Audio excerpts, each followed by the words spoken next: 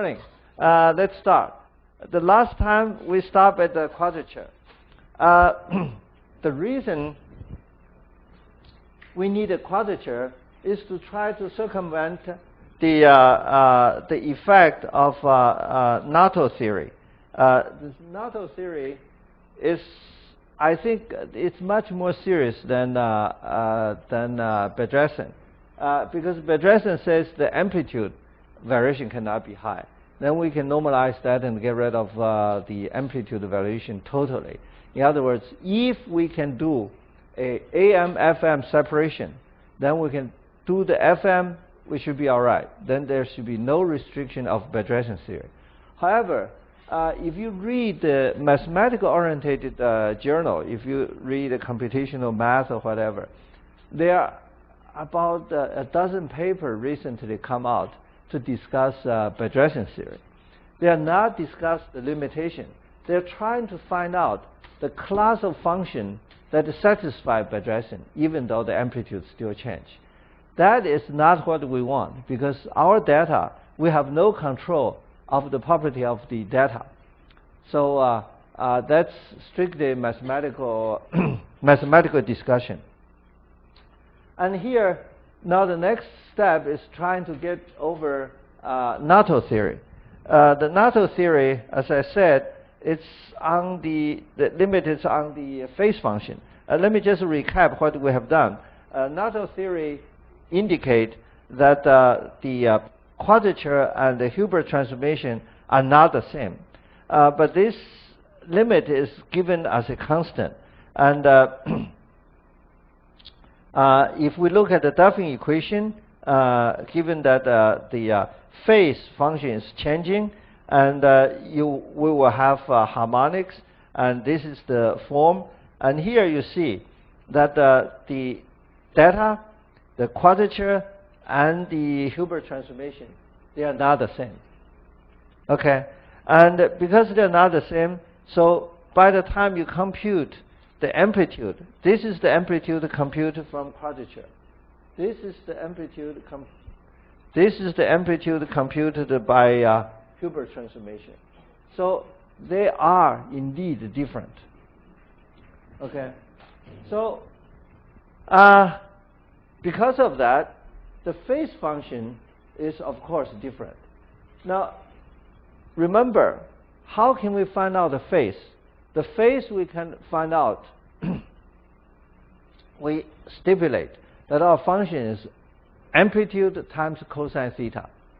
Now, if we get rid of the amplitude, we should get cosine theta. One very simple way is to take arctangent of the FM data. That will work. However, the computation, it's for cosine theta, sometimes is very unstable. I find, especially near the 2 pi area. So,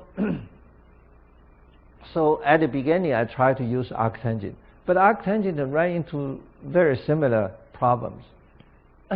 So, whatever, if we have the function, if the real and the imaginary part is not exactly the quadrature, not exactly sine cosine, you will never get this circle.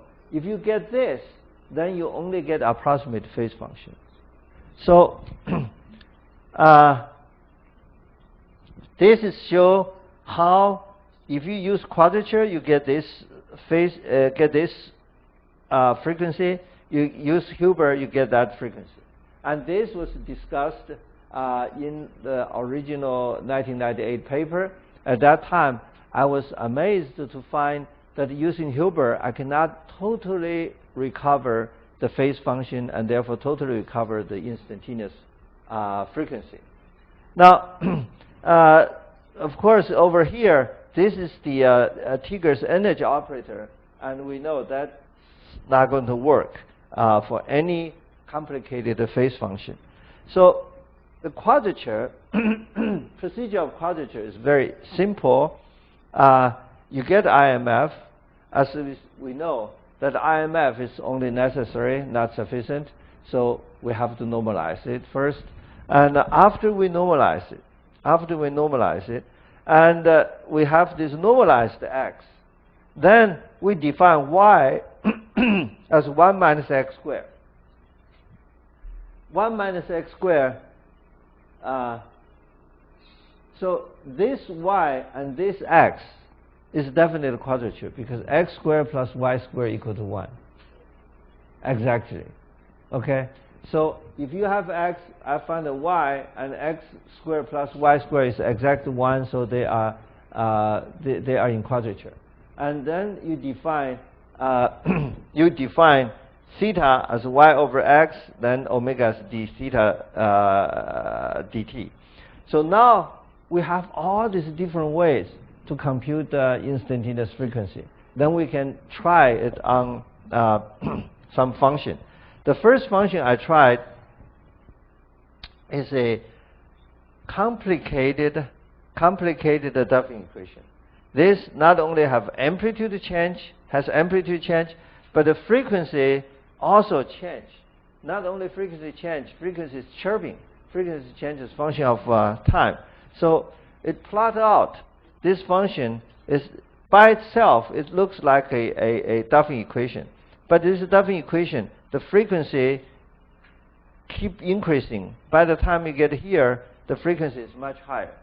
So amplitude, frequency, and nonlinearity, everything roll into one.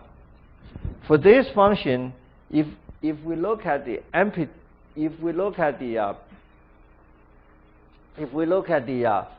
carrier frequency, that is the phase function. The phase function spectrum looks like this. We have fundamental, harmonics. Harmonics, not only that, this fundamental is keep changing. It's not a constant. And this is the envelope of the this is the spectrum of the envelope. So they are not disjoint. In other words, if you look at any frequency, you will find that you have both carrier and amplitude.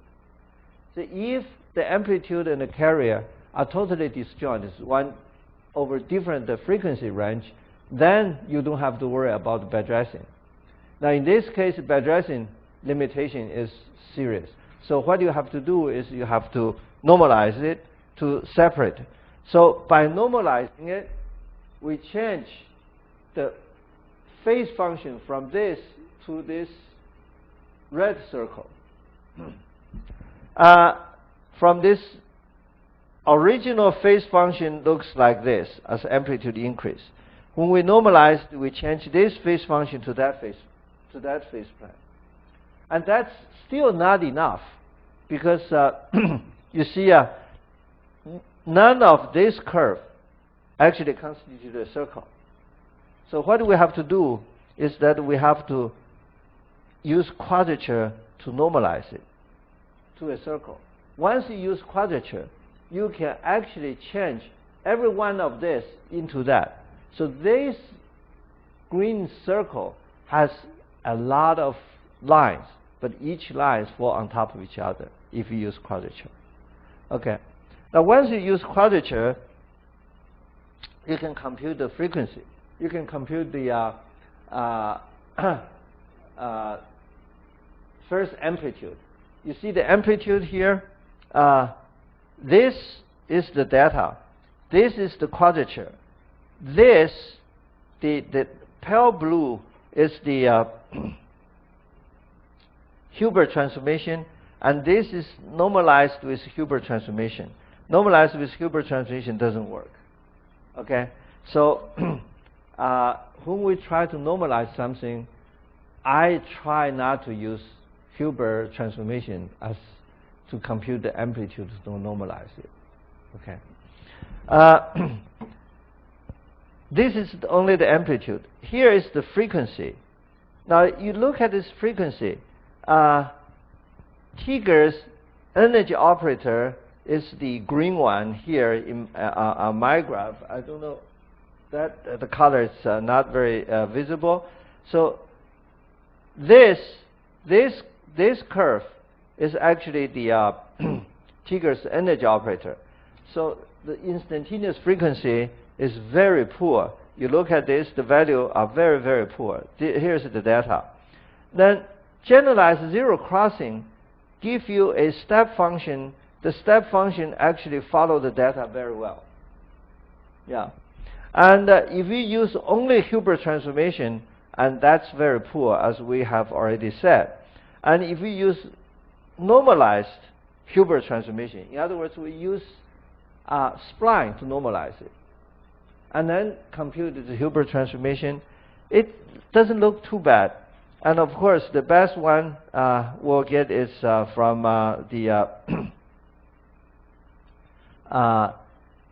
the quadrature. I will blow this up to show to you. Yeah, here is the worst part of the data. You see that if you use Hilbert transformation, we have negative value, and that we have already found out in the simple Duffing formula. And if we use direct quadrature, use energy operator, of course we will not get that. So we can rule this out immediately. Now, the one that we use Hilbert, we normalize it, and after normalization, we use Hilbert to compute the instantaneous frequency. That would actually give us pretty continuous, a very nice function over there. The only difficulty for that is that the depth, the maximum is not as big, the minimum is not as small. Now, if we use quadrature, direct quadrature, we'll get the purple. We get the purple value. Why the purple value has some defects? And this is because when we try to compute quadrature, we need very dense data to capture the maximum. If the data is not dense enough, then we have problem.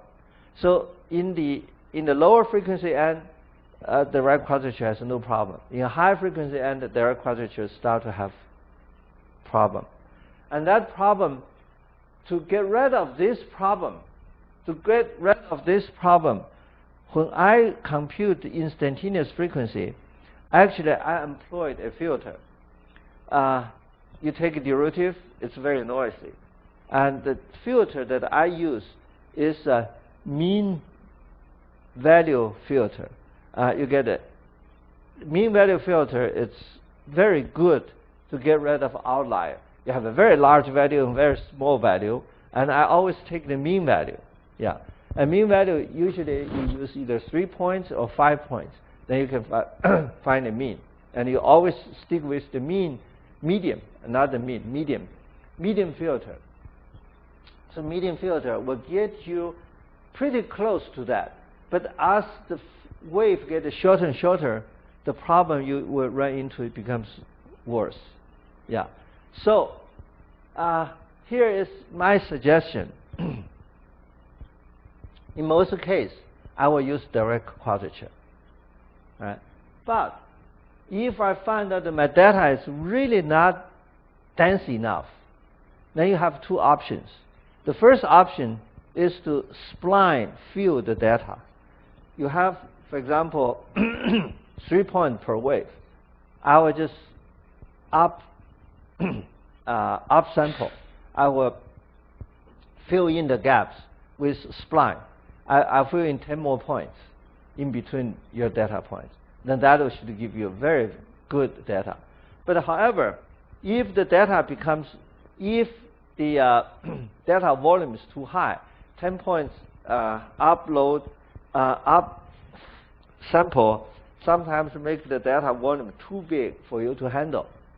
Then in that case, just use Hilbert. The Hilbert is good enough. Hilbert, although it's not exactly right, but it gives you all the qualitative variation correct. Not only that, it will also give you the mean right. So this value and that value, the only difference is the intensity of modulation. On the other hand, we haven't talked about this line. This line actually is the generalized zero crossing. See, generalized zero crossing stay there as a steady mean. Yeah, it's always right. It's the mean. And in I developed the Hilbert transformation. I told you that I use a very slow computer, 286, 386, and eventually 486. So at 286, 486, the matrix size that I can manipulate is very limited.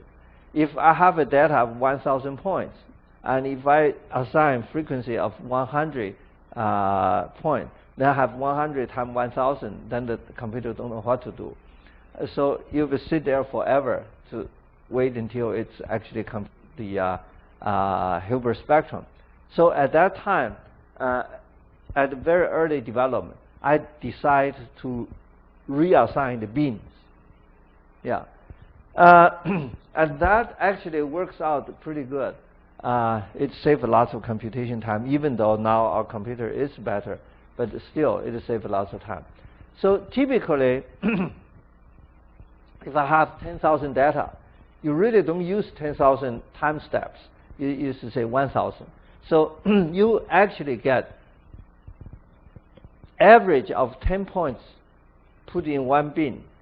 So by the time you could put 10 points in one bin, that is actually average over quite a large range. So for that, then you might as well use this mean. So generalized zero crossing, even though it looks very crude, it's still very useful, and I use it many times. It's give out very clean data. Yeah, it will not give you the intra-wave frequency modulation as we expected. Yeah, but it will give you the mean value clearly without lots of scatter. So that is the advantage of that. So if we look at the speech signal, here I on purpose I did not use the EEMD. You see this signal looks like this. This signal fluctuates a lot from very large value, suddenly drop to very small value. This is all caused by mode mixing. Yeah. To compute the frequency from this, first we check. Here is the frequency of the carrier. It's high frequency. But if you look at the frequency of the envelope, frequency spectrum of the envelope, they are in a large region. They are intertwined. They even exchange the position. So these two spectrum is certainly not disjoint. Okay, so Bedrosian theory operates a strong limitation here, and because it violates Bedrosian theory, don't expect good results. All right, so here is the amplitude. The amplitude, you see, there are lots of very large amplitude, and you see there's all the very large amplitude, all from Tigger's energy operator. Yeah. After I did all this exercise, and I showed it to Jim Kaiser, and Jim Kaiser decided Tigger's energy operator is totally wrong, totally out of question. It's very simple-minded approach. Yeah. Then you look at the center, along the center. Here is actually the true amplitude, where the true amplitude resides along this line. I don't know whether Tokyo can see clearly that. If they see this kind of quality, it's going to be pretty hard for them to.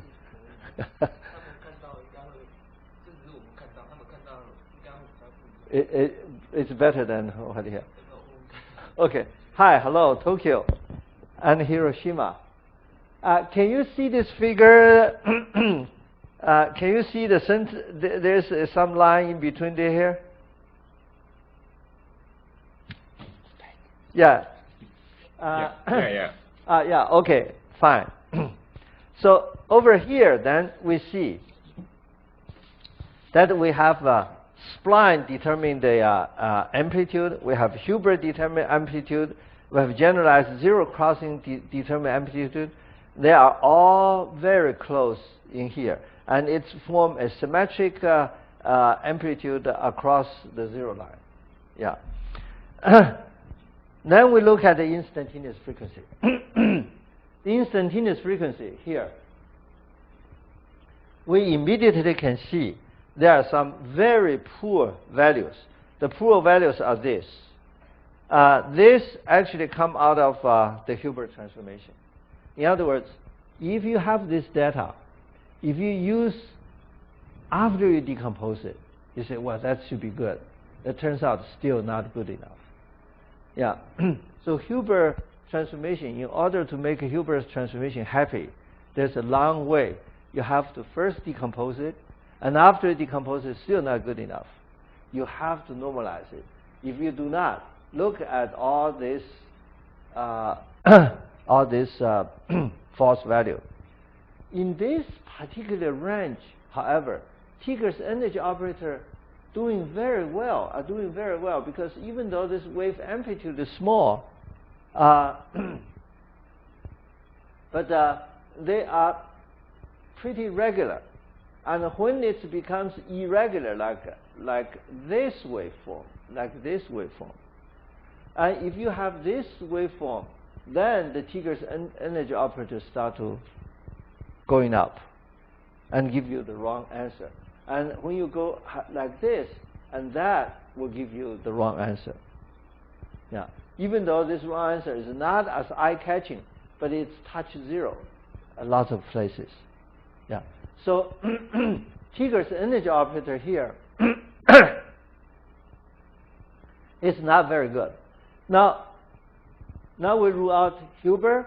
We rule out the Tigger energy operator. What if we use the normalized Hilbert? Normalized Hilbert and the direct quadrature and the generalized zero crossing. If you look at it around here, they're all together. They're actually very closely intertwined. You cannot sort it out. Yeah. So that indicates that direct quadrature and generalized zero crossing give you values that are pretty good. Like over here, we may have a little bit of deviation from generalized zero crossing, but by and large, they agree very well.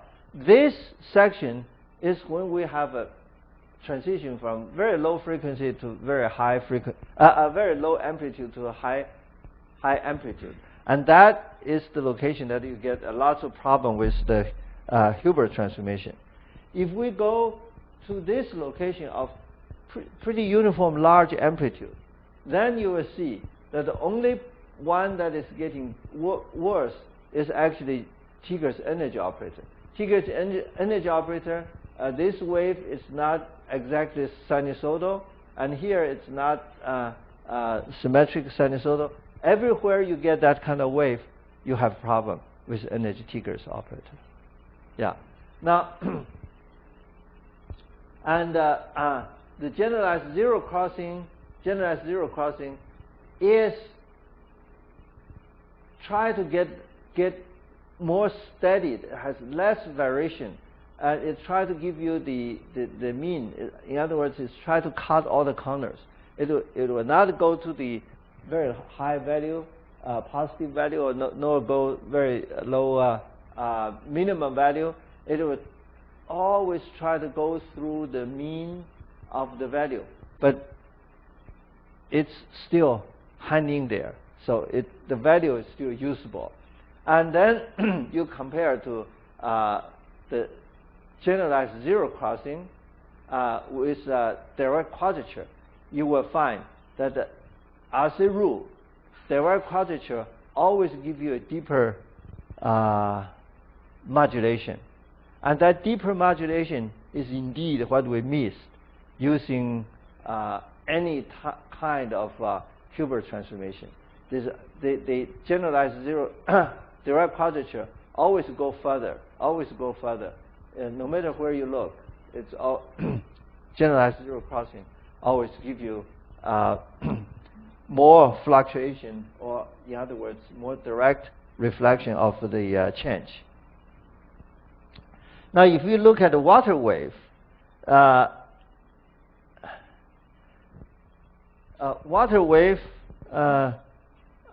have here, I have collected some real laboratory data. This is a water wave measured at the a wave maker in a wave channel. This water wave measured about 3 meters from a wave maker, less than 5 meters, and all the way to 15 meters from a wave maker. So the water wave first come out to be very regular, sinusoidal, and eventually it disintegrates. Okay. If you look at the water wave, say I have moved a plunger, moved a wave maker sinusoidally. I expect to have a sinusoidal wave. It turns out the water waves are not pure sinusoidal wave. And if you look at the water wave instantaneous frequency actually goes up and down, up and down, up and down.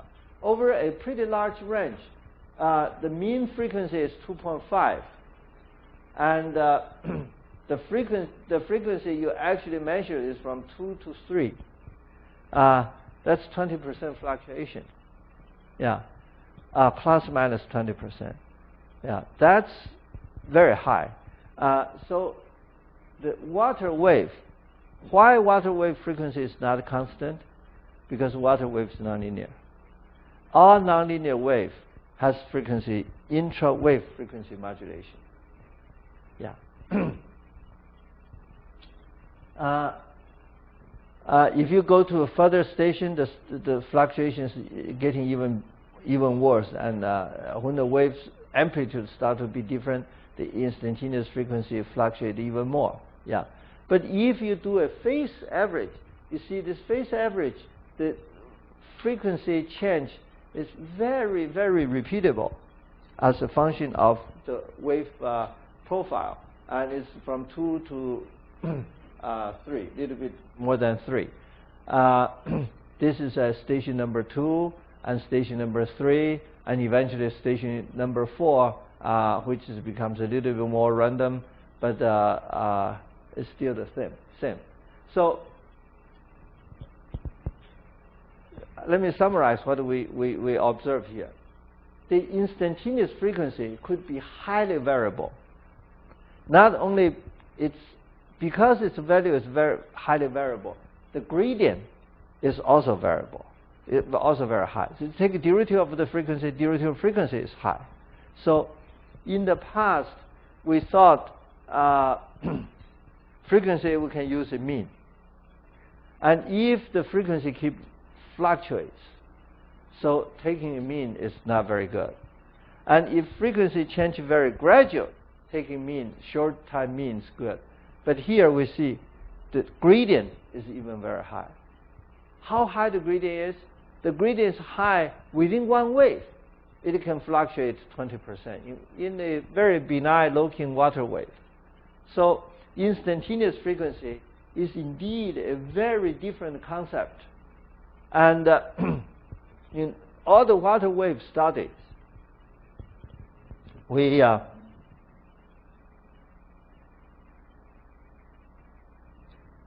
in most of the in all the wave study, this wave study does not limit to water wave. It can be wave in solid, sound wave, or whatever electromagnetic wave. All wave study, theoretical wave study, start from this idea of instantaneous frequency. It says that according to classical wave theory, wave conservation law is based on gradual change phi, a phase function. All the wave study says wave has a phase function. the phase function is such that the spatial derivative of phase give you wave number. The time derivative of phase give you frequency. This is the definition of phase, and this is the definition of frequency, actually. But the only crucial difference is that in the past, as far as I'm concerned, as far as I have studied waves for more than 40 years. Yeah. In January, I went back to see my professor, under whom I worked on my PhD. He studied wave, let's see, almost 60 years. Yeah. So among two of us, we studied wave for 100 years. We have not seen a phase function given or a phase function derived from a data. Never. Because we didn't know how to do it. Yeah. Now, however, even though they don't know how to find it, how to define it, they always say that the wave number definition is spatial derivative, frequency definition is time derivative. Now, having this, then you take time derivative of this, take a frequency derivative of that, so cross differentiation, the sum should be 0. So this is the wave conservation law. No one can violate this equation. No wave phenomenon can violate this equation. If you look at this equation, what impression you got? The immediate impression you got is that the wave number and frequency has to be differentiable. Cannot be constant. If they are constant, then it's trivial solution, like a sine wave. That's trivial solution. The only phase function that I've ever seen is a sine wave, k dot x minus omega t.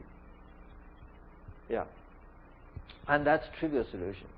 Because once you take a derivative, then you get a constant k. Once you take a time derivative, constant omega. And then constant times derivative of constant is 0 plus 0. It's still 0. It did not violate it, but it's a trivial solution. If physics is all about trivial solution, then we'll start a trivial phenomenon. Yeah. So this should call everybody's attention that the present frequency that we use, definition of frequency we use, are not adequate. But for some reason, as I said, with the experience of studying water wave for 100 years, summation of 100 years, we never find out this shortcomings. Yeah. If we have time, we'll get back to this, and I'll tell you, this is one of the reasons I don't study water wave anymore.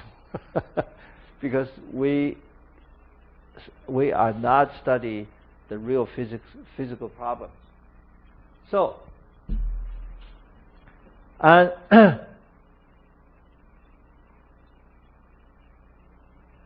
so the instantaneous frequency can be very can vary with very large fluctuation and with very high gradients. The assumption used in the classical wave theory might not be totally attainable. In other words, the assumption says I have a gradual change of phase velocity, of a phase function.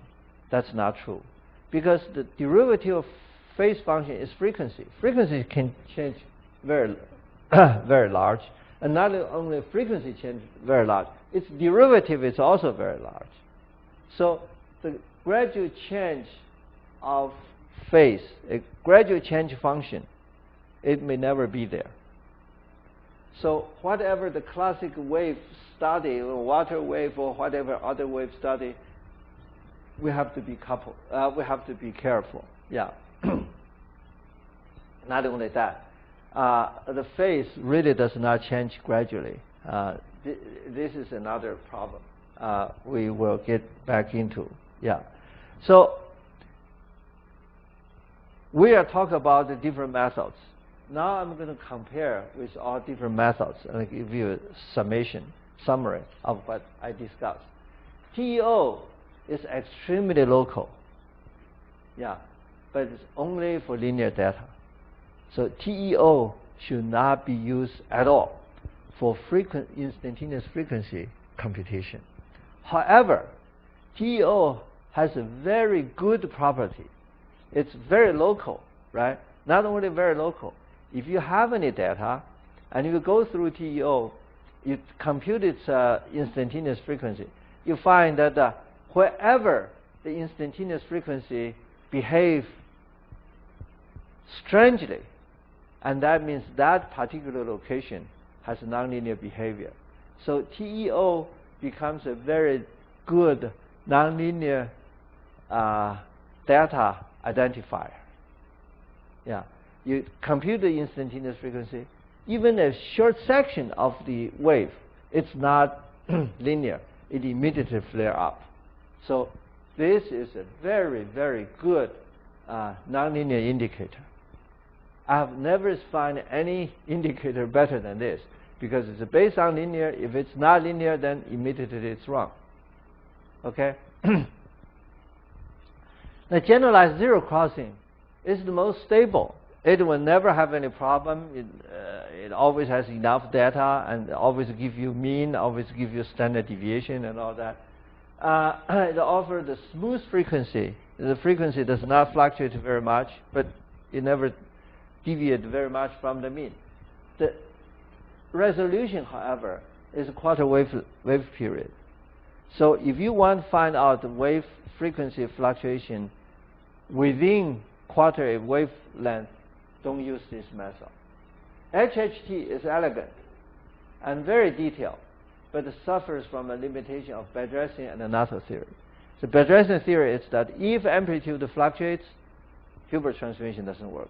If phase functions complicate, Hilbert transformation doesn't work. Okay, so using normalized data, overcome Bedressian, offer local, stable, and a detailed instantaneous frequency and error index for nonlinear and non-stationary data. But it will not give you enough range of variations of the frequency. It never fully recovered the range. So quadrature is the best, but the sampling rate has to be sufficiently high. If you do not have sufficient high sampling rate, quadrature also gives you strange answers. It fluctuates very large too at that time. And to overcome some of that, please use medium filter. I use medium filter routinely, use either 3-point or 5 points as a rule. So instantaneous frequency could be calculated routinely from normalized IMF through quadrature for high data density, or Hilbert transformation for low data density. If the data density is not high, we can, of course, we can spline, but there's no guarantee the spline is actually extremely faithful. So there is a choice. You can either do that with quadrature or do low density. You use Hilbert transformation. Both give you acceptable answer. For any signal, there might be more than one in IMF in any frequency. So if you have a data, if the data is complicated, that there is not just limited to one particular frequency. It can be more than one frequency. For example, when I talk, even though I only have one voice, but that one voice is a composite of many, many components. I have the basic oscillation of my vocal cord, and after the vocal cord, the sound reverberates in my vocal chamber. So once it comes out, that's what you hear. And not only that, that also has a propagation, a damping, and everything. So the frequency may not be just one single value. Instantaneous frequency implies that if you decompose it into physical, meaningful components, then you may have more than one frequency. Some of the methods stipulate that you can only have one instantaneous frequency. I don't believe so. Okay, For data from one nonlinear process, there has to be intra-wave frequency modulation. Therefore, instantaneous frequency could be highly variable. Yeah. The most variation of the instantaneous frequency actually come from the intra-wave frequency modulation. That's within one wave, within one period, the frequency is changing. And that is the indicator for nonlinearity, and that is the value, the reason for the variation of the frequency. So that is all we have for the instantaneous frequency computation. Then we will come to another subject, small subject. I will go through a couple of small subjects. Oops.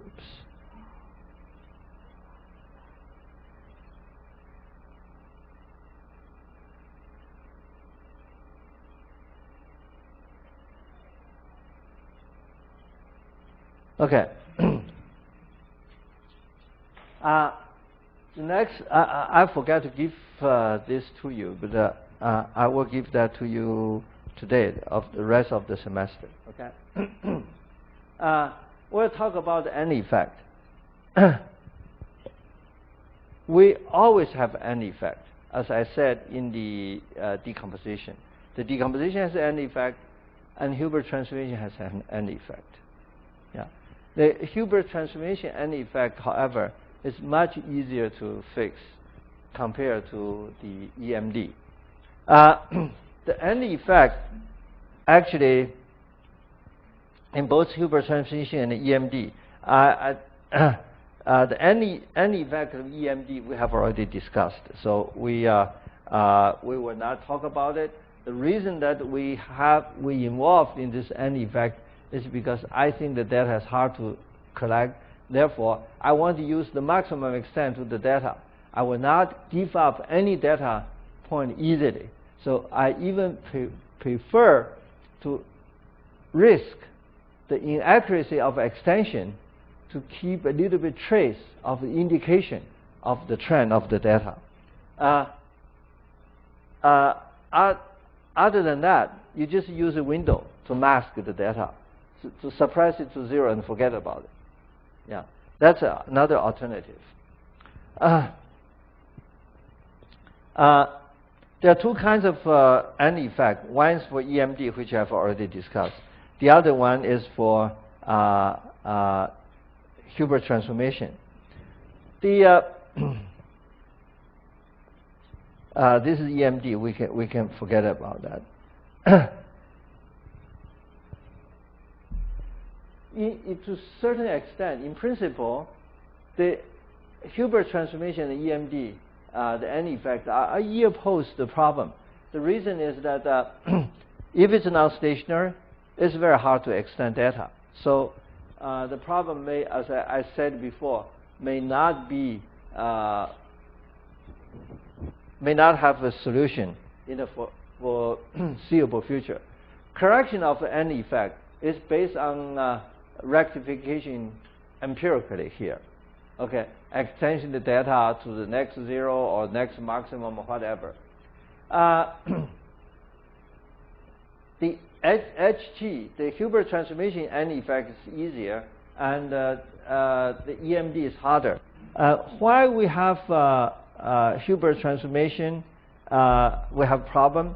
The Hilbert transformation definition is this, but no one actually compute Hilbert transformation this way. This is a very hard way. The easy way to compute it is proposed by Gabor. The Gabor find that if you have data, Fourier transformation data is from -infinity to infinity. So you have x, you transform into Sx, S omega, Fourier transformation.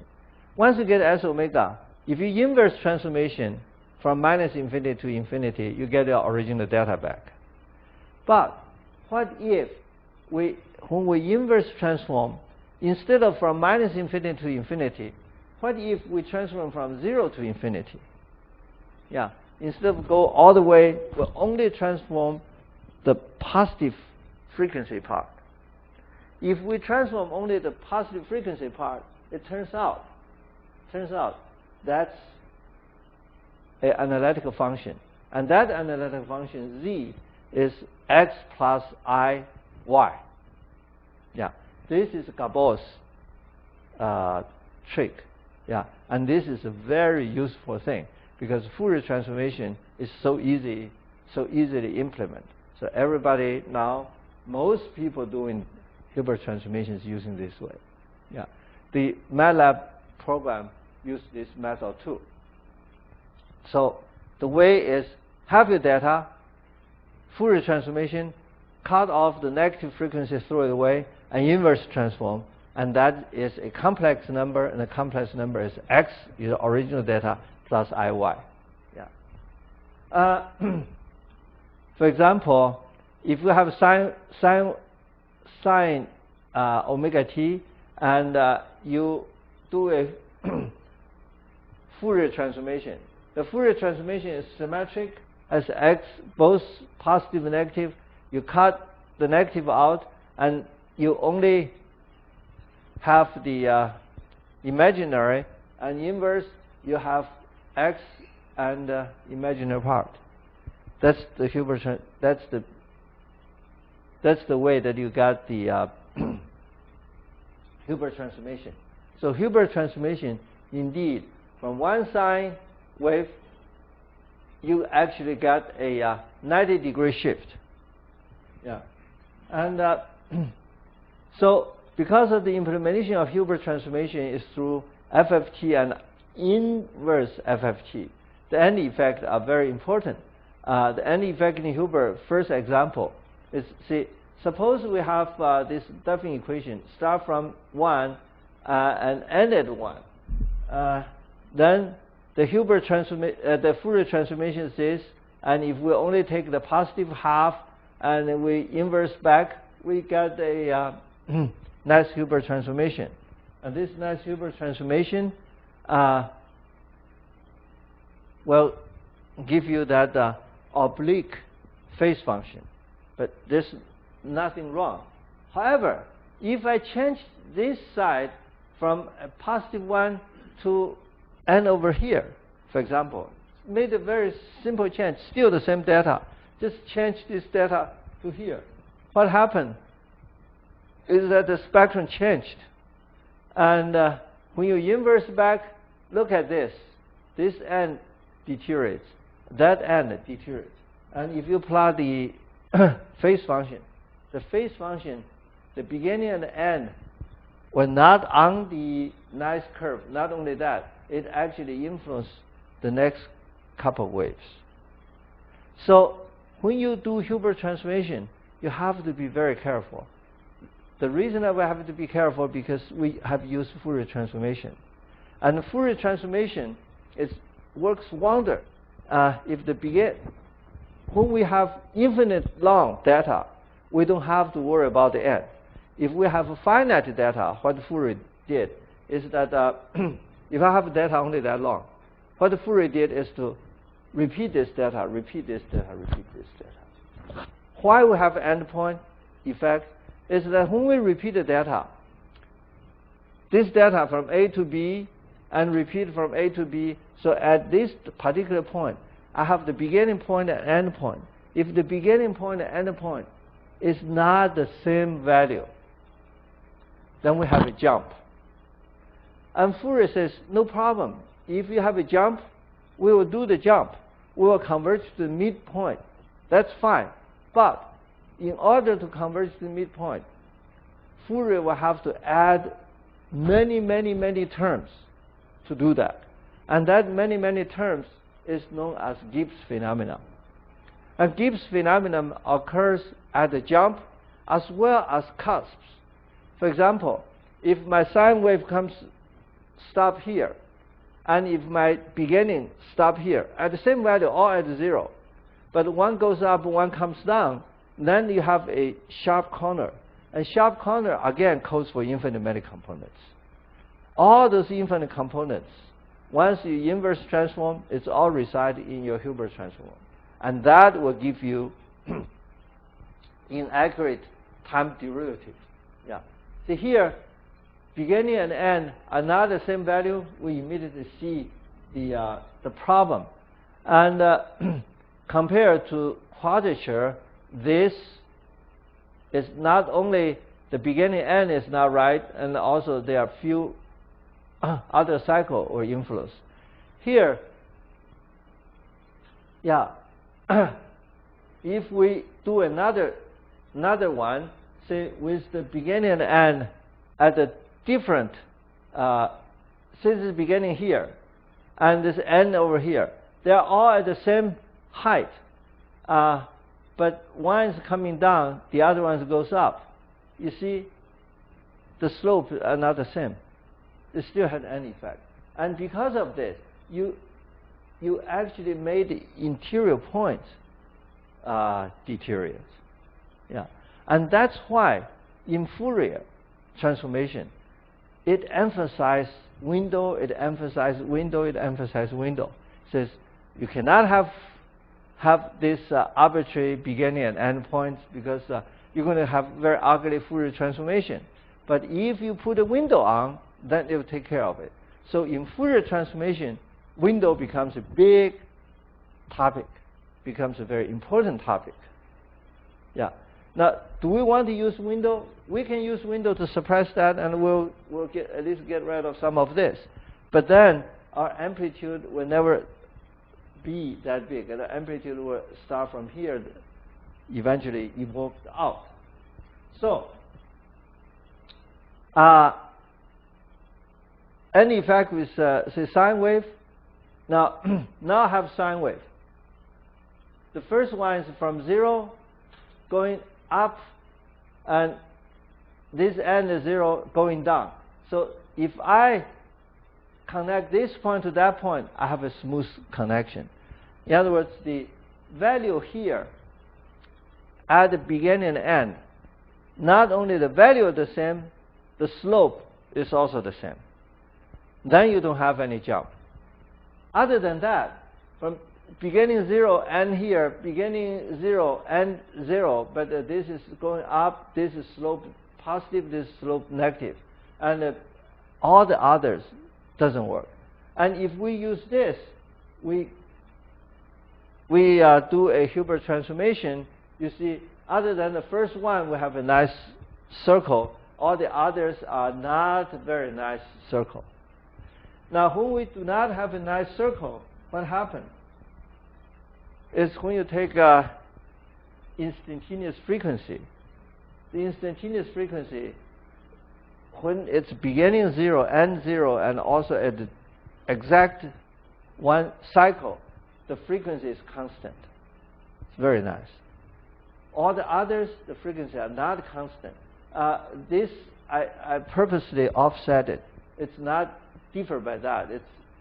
It's going to fluctuate like this, and fluctuate like that, and fluctuate like this. So the instantaneous frequency you got, even for a very simple sine wave, you cannot get the correct frequency. So from a data, you want to get a meaningful frequency. There's a lot of traps that if you fall in any of the traps, you will never get a meaningful instantaneous frequency. So this is one of the traps that we fall in. It's such a simple trap that people can easily fall in. That is, you get a very high fluctuation, especially near the end. Those are the end effects. And so we propose a way to rectify. The rectification process is very simple. What we did is to extend the data to the next 0 at both ends with trigonometry function, and make sure that the slope at the end have the same sense. The same sense means if the slope all positive, it's all positive. If slope negative, it's all negative. If both sides all end 0, if both sides has the same slope, either positive slope or negative slope. Then even you have a, say, my positive slope may be higher, negative slope, positive slope may be slower, but the cusp is not going to be as pronounced as before. So the rectification is very simple. In our program, instead of using the Hilbert transformation given in the MATLAB, we have a modified Hilbert transformation, which has the rectified step.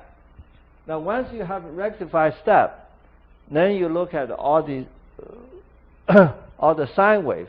Of course, we use trigonometry function to extend it, so we extend it to perfect. Yeah. For other value, you may not get a perfect circle, but you're going to drastically improve the jump condition or the Gibbs phenomenon. So you have to be very careful. And now you using this four circle, you calculate all these frequency. The frequency becomes extremely nice. But if you blow up, you still find that instantaneous frequency, even though you plot out to be constant, if you really care to see, are they really constant? They are still not. This is the perfect cycle. These are the extended circle, which is not exact. The fluctuation, there are still fluctuation. The fluctuation is not big, not very large. Why? The fluctuations from 0.5005, 0.501. This is 1 part per 500. So there are still fluctuations, 2 parts per 1,000 fluctuation. But in most cases, we'll never see this. Yeah. But what I'm trying to point it out is that it's still there due to computational accuracies. Yeah. So the instantaneous frequency, once you get any effect fixed, we will at least will not have this compared to the previous value.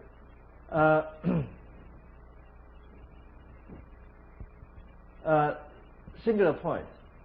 In the instantaneous frequency, there are kind of singular points. The singular points occurred when amplitude equal to 0. Yeah. Amplitude should be always positive. The amplitude equals 0 is very odd. That means momentarily there's no energy. Negative amplitude is fine, okay? But amplitude equal to 0. Amplitude amplitude is the absolute value. So if we have theta equal to arctangent, yeah, and the amplitude equals to x squared plus y squared, then omega is dt d theta, and you take this arctangent, you take a derivative, and you factor out this 1 over a squared times x dx dy, y times dx dt.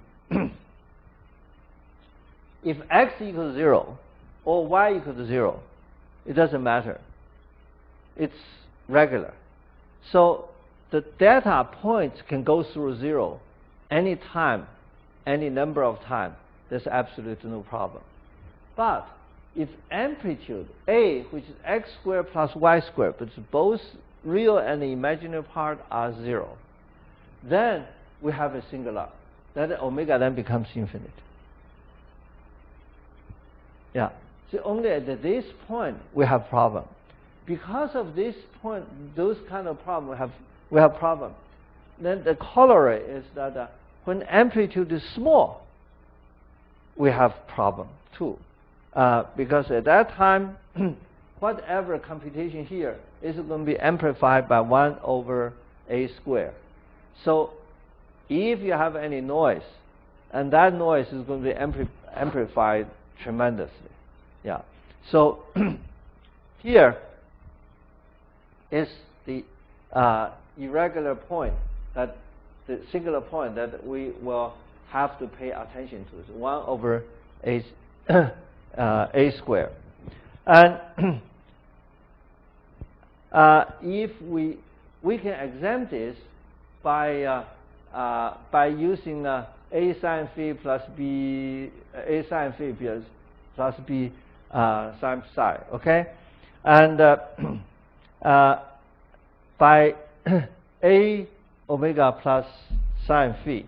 And depends upon the relative magnitude of A and B, you will see that we have different profiles.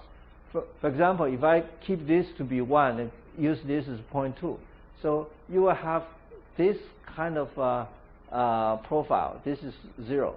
So if you don't do anything, you just take a derivative, the derivative becomes fluctuating. Yeah, this means that you don't go through the EMD and just go go through Hilbert transformation. And the Hilbert transformation at that time has certain cusps, but this cusp is not totally discontinuous. But if you increase this to 0.4, then we have zero crossing, have many maximums. Even though here we still have maximum, that may not be severe enough. Here, then you see, then this phase starts to have loop. And each loop indicate negative frequencies. So here, 0, 0. This is the 0 point. So anytime you have a loop away from 0 point, you know you have a problem. And that, when you compute frequency, you have problem. So here is the frequency from sine omega plus sine 4 omega, and here is amplitude. The amplitude is the same. And when amplitude is the same, then you actually have the opportunity to have zero amplitude. Then all of these points are zero amplitude. What does the phase look like? The phase looks like this. See, at that point, the phase are all equal to 0. Imaginary, here's the real, and this is the imaginary.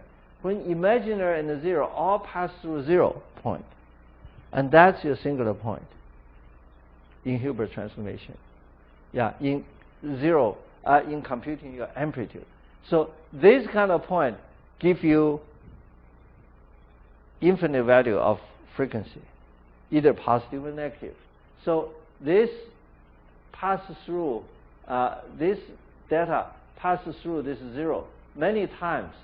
So each time you swivel around, you all pass from 0 points. So so A sine B omega t, the data need to be sifted first. Don't get the data and just do it. Okay, I use this just to demonstrate there are cases when amplitude equal to 0.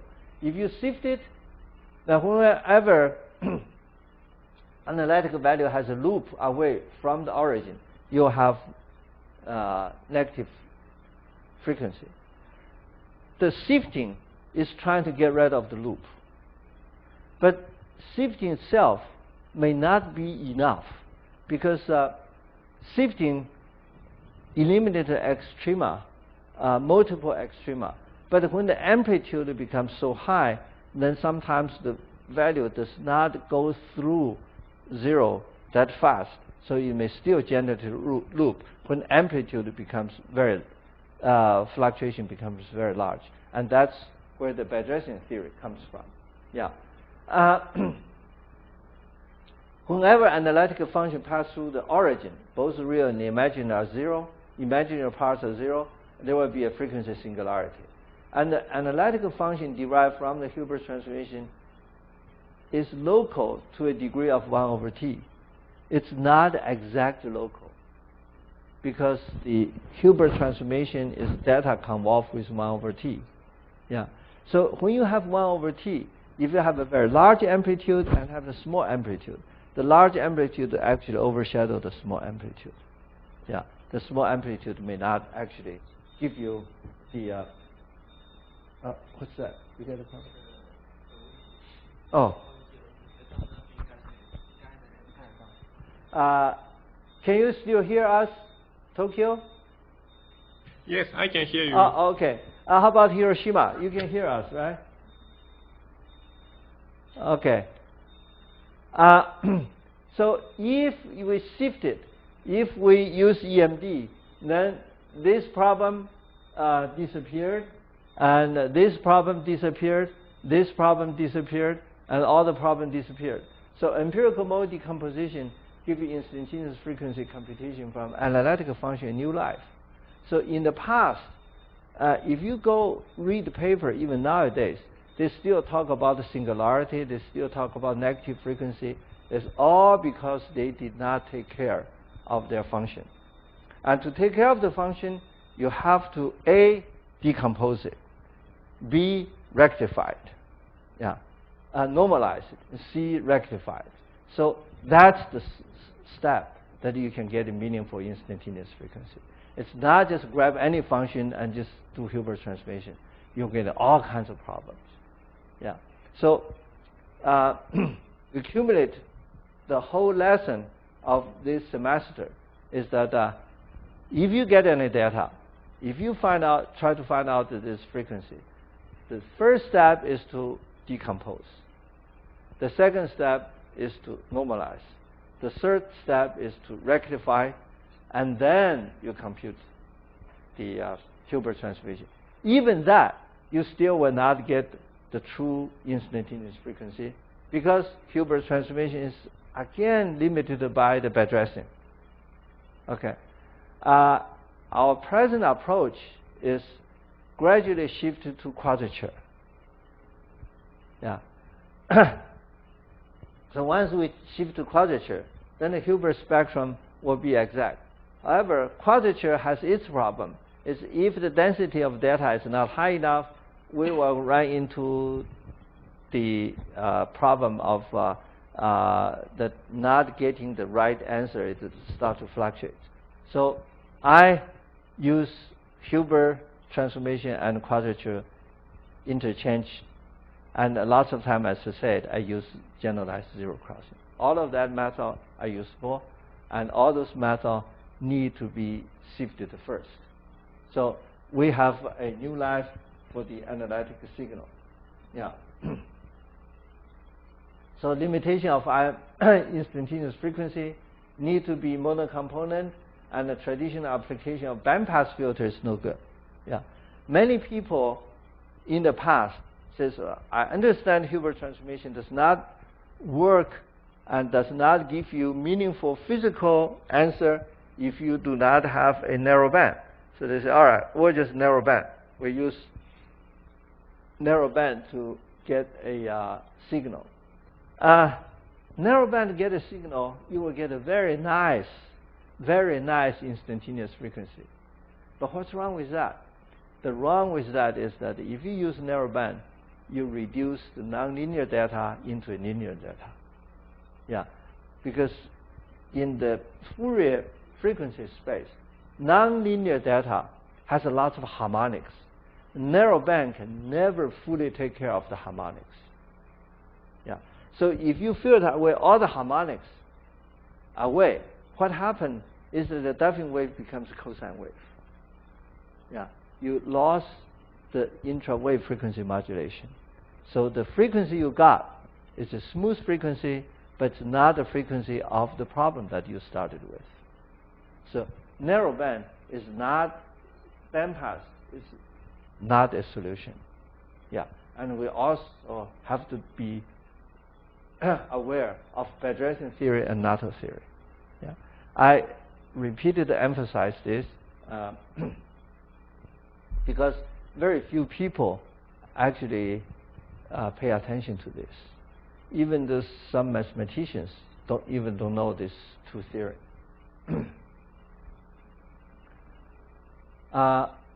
Bedressian theory, I repeat, is this, and the Nato theory, I repeat, is this. So normalize, we get rid of the difficulty of the Bedressian theory, yeah, and rectification give you the and get rid of the end effect. So that will give us a with all this step will give us a happy Hilbert transformation. Yeah. So most of the stuff that we were going to discuss, by now you should be able to do instantaneous frequency computation with all the pitfalls and all the shortcomings. Next, I will talk about another thing is to compare the time frequency analysis.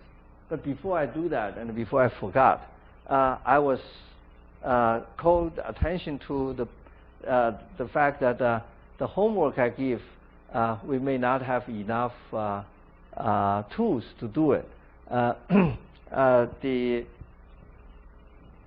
EEMD program that posted on the web you do not have the freedom to change the stoppage criteria. The stoppage criteria is fixed at 10 times repetition.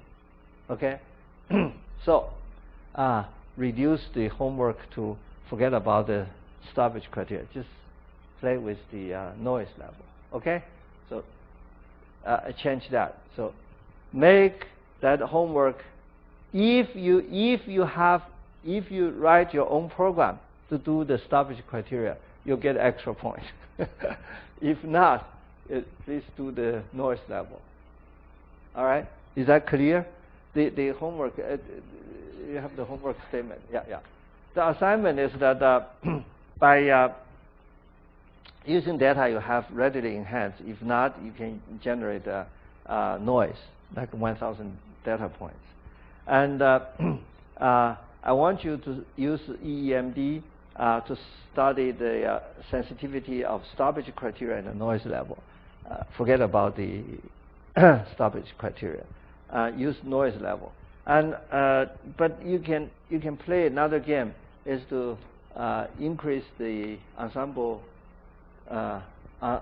number. So there's another parameter. All I want you to do is to practice to use this method. So if you increase ensemble number, that would be another possibility. So you can play games. Okay, this most of the data is open-ended, and please use excessive extrema as a criteria rather than simply orthogonal index, because orthogonal index may not be a good criteria in this case. All right. So the assignment is clear, right? Please hand in your homework assignment by 15th of December if you want to get a grade. If you do not want to get a grade, you don't have to.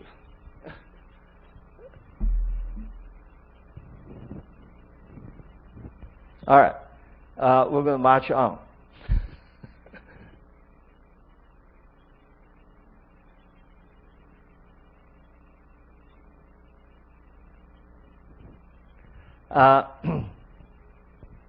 Here I try to introduce time frequency analysis. What we have done so far is time frequency analysis. We really talk about how frequency change as a function of time. Yeah, I think that is genuine time frequency analysis. However, if you go out in the library or you go to the bookstore, you find that the term time frequency analysis has been hijacked. It's being used by a group of people doing Wigner-Weil distribution. Yeah. Even wavelet people does not call themselves time frequency analysis. Yeah. There are a few people in wavelet analysis call themselves time frequency analysis. They use time pursuit and whatever. They think that they will define frequency better.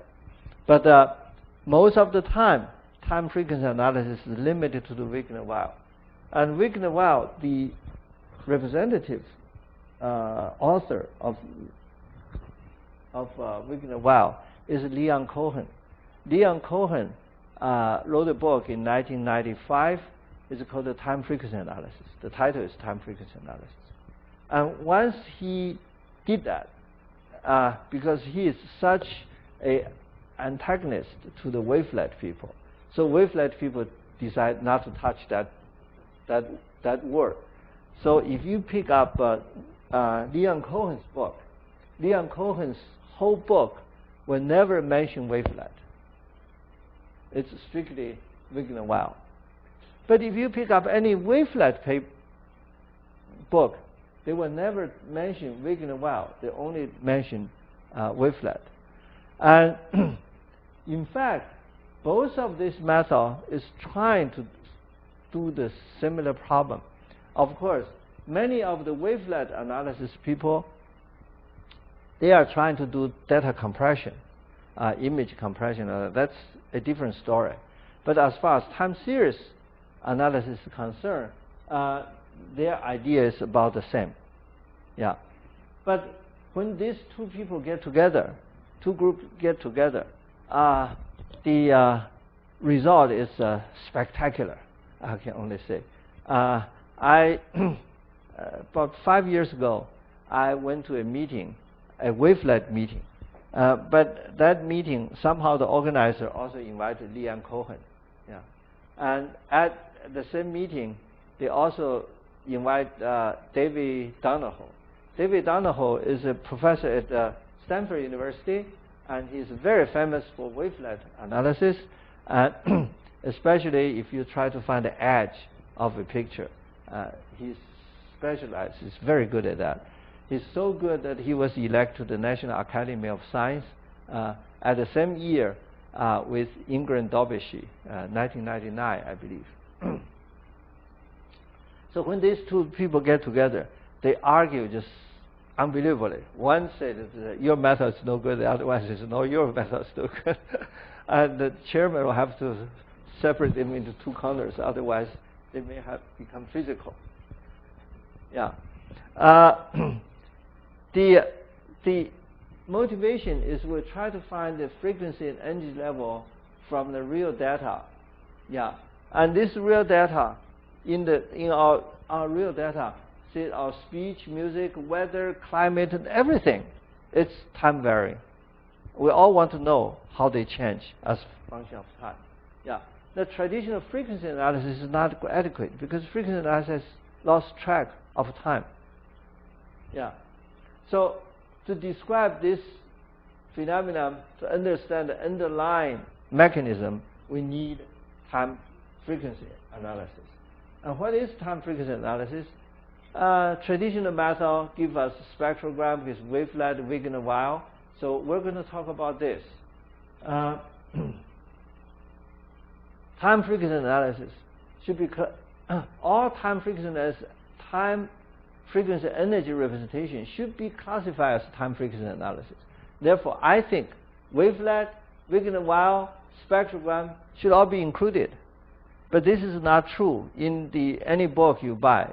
Perhaps it's very difficult for you to buy one book which covered all these subjects. Yeah.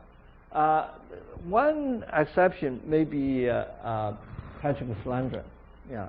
The book originally was written in French. It was translated in English. Yeah. The time frequency, however, by default, they hijacked this term. Condition for time frequency analysis. We have to have a valid time frequency representation.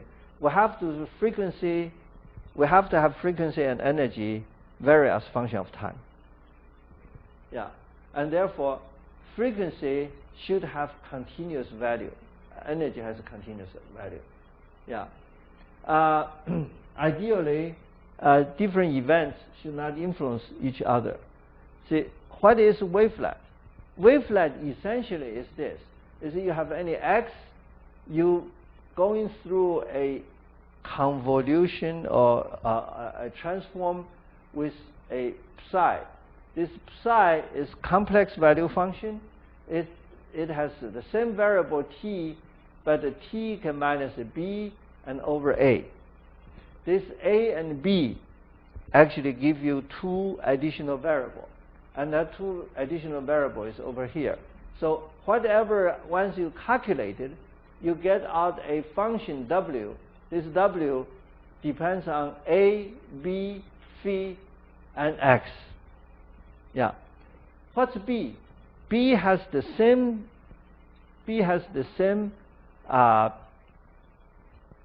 dimension as time. That means that this function, the 0 point of this function, change with b. And so as b changes, as t changes, it goes through as b changes or t changes. So this 0 point of this function keep moving. So you plot this function as b, then you'll find that this function's 0 points keep progress. So this is a translation. And what is this a? A is scaling. If a is small, then this b minus t minus b divided by a small value can be very large. And if a is large, t minus b becomes very small. So this is a dilation. So the whole thing here is a built-in translation and dilation. That's how the wavelet people claim that their method is much better than spectrogram. Spectrogram has a window fixed. Once you pick a window, the window is a square all over the place. But here, it depends upon B and A. You can actually change your window size. But your filter function is identical. It's the same filter function. So this filter function is the basic wavelet function. And right now, there are so many different kinds of wavelet. If you go to any bookstore to buy a wavelet analysis book, you'll find hundreds of different wavelet. Yeah. So different wavelet function will give you different results. Yeah. The wavelet has a discrete and also continuous. Discrete is good. Most of discrete wavelet are orthogonal, so there's energy preserved. Continuous wavelet is over redundant. It's not orthogonal. Yeah. But the nice thing about continuous wavelet is that it gives the answer a certain feature in the time frequency energy domain. So you can see the pattern. So if you want to see whether this particular signal has any structure in it, you are forced to use continuous wavelet. Yeah. If you use discrete wavelet, it will give you a bunch of squares. And the squares can be discontinuous and all that.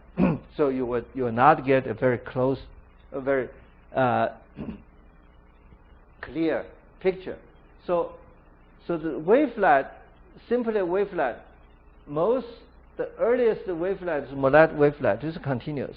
And Molet wavelet is Gaussian modulated sine cosine function, which is a sine function with a Gaussian window. And in there, the window length is determined by A, and the window location is determined by B. Yeah. I use Molet wavelet a lot because I first learned wavelet in the 80s, and at that time, the discrete wavelet is not available yet. The discrete wavelet was proposed, and the theoretical foundation was established by Ingrid Daubechies in the 1990s. Her book, 10 Lectures in Wavelet, actually appears in 1992 as a SciAm publication. This is wavelet. I will introduce you another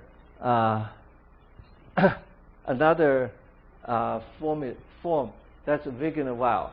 I think Wigner is a Nobel Prize winner. He's a physicist. Yeah, he's trying to study time frequency. And he found that Fourier analysis does not give you time variation.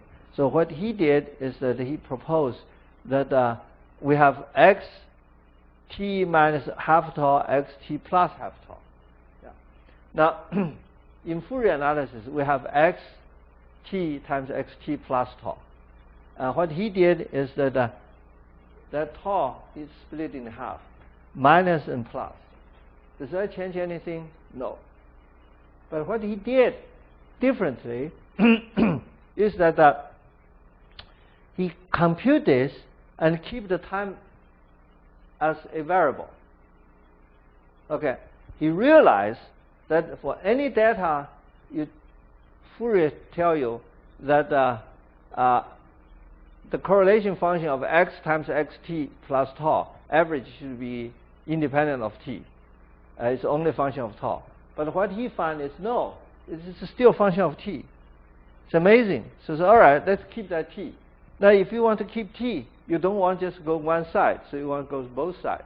So you have minus and plus, and then do a Fourier transformation. So this is your a function. So what is the difference is that if you have a data, any time you can do plus minus correlation. Change the time, you get a plus minus correlation. So each time you plus a Fourier transformation, Fourier spectrum. So each Fourier spectrum is different. Then you control the Fourier spectrum. That's how you get the Wigner-Weil distribution.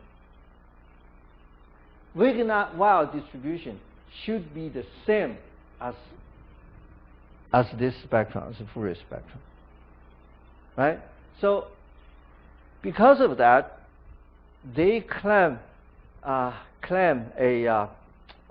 think a moral high ground is that you see, even though this is function of time, if I integrate all this, integrate the time out, he said I will get a Fourier spectrum.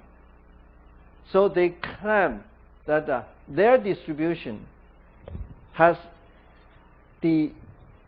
get back to Fourier spectrum. And because of that, their spectrum is better than other spectrum. I don't think that's a reasonable claim. If Fourier spectrum should not be applied to this process, coming back to Fourier spectrum is not a advantage. Yeah. But Wigner-Weil make that claim. So therefore, they claim if anything does not add up to Fourier, then that thing is no good. That is because their analysis, this plus minus tau and just plus tau, they should look the same. Yeah. Momentarily, at each moment, they may not be the same. But when you integrate, it should be the same. Okay, so now we give the definition. We can think about this definition, and I'll come back and discuss this next time. Okay, so next time I will finish this.